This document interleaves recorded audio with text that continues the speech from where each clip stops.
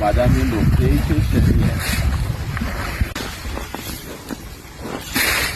میخوام ببینم توی این نقطه ماهی داره یا نه. تست کنم. یه نوع لاک‌پشت هم بود.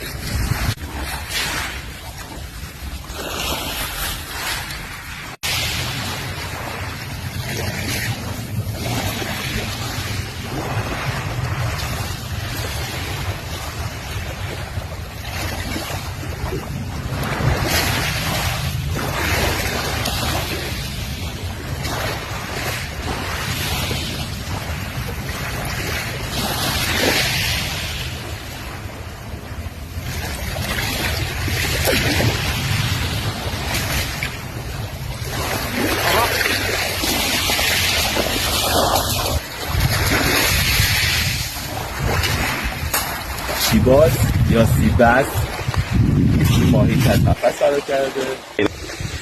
سیباس هایی که از قفس فرار کرده. البته اینو فکر میکنم زاد و ولد کرده.